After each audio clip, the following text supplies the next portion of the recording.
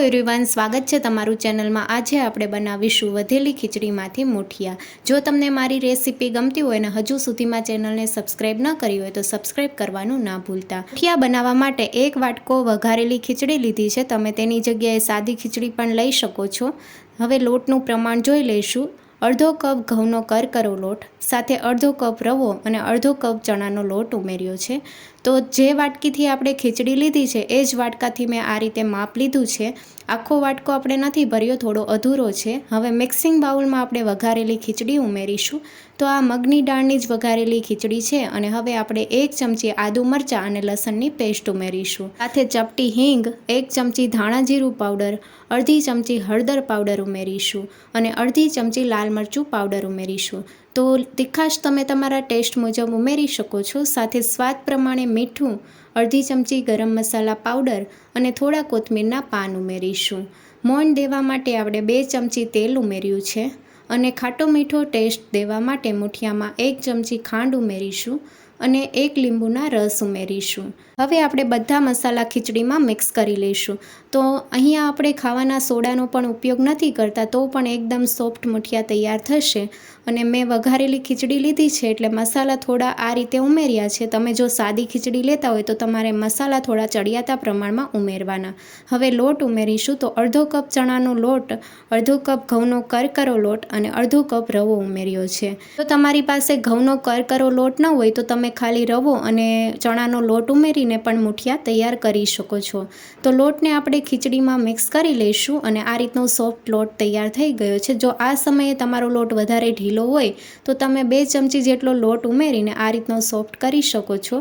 હવે હાથ ઉપર થોડું તેલ લગાવી દઈશું અને મુઠિયાનો શેપ આપી દઈશું।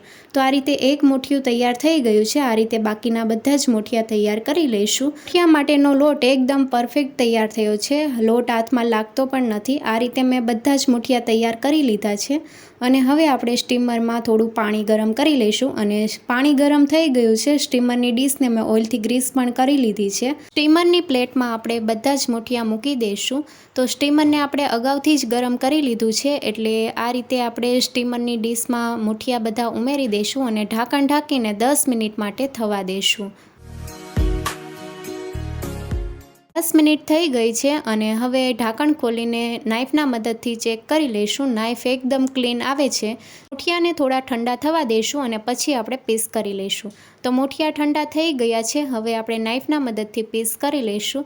જો ગરમ મુઠિયામાં તમે પીસ કરશો તો મુઠિયાનો ભૂક્કો થઈ જશે, એટલે થોડા ઠંડા થઈ જાય પછી જ તમારે આ રીતે પીસ કરવાના, જેથી સરસ એવા પીસ તૈયાર થશે।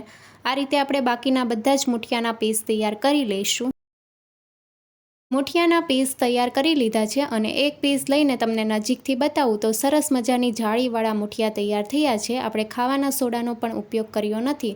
હવે વઘાર કરવા માટે નોનસ્ટિક પેનમાં 3 ચમચી તેલ ઉમેરીશું, અડધી ચમચી રાઈ અને અડધી ચમચી જીરું ઉમેરશું, સાથે લીમડાના પાન અને 2 ચમચી સફેદ તલ ઉમેરીને વઘારને આપણે સાતળી લઈશું। બધી જ વસ્તુ સરસ એવી કકડી ગઈ છે અને હવે આપણે મુઠિયા ઉમેરીશું। તો જે પીસ કરીને આપણે મુઠિયા તૈયાર કર્યા છે એ ઉમેરવાના છે અને મિક્સ કરી લઈશું। મુઠિયાના દરેક પીસમાં સરસ એવો વઘાર કોટ થાય એ રીતે આપણે આ રીતે મિક્સ કરતા જવાનું છે। ગેસની ફ્લેમ મીડિયમ રાખવાની છે અને સરસ રીતે આપણે મિક્સ કરી લઈશું।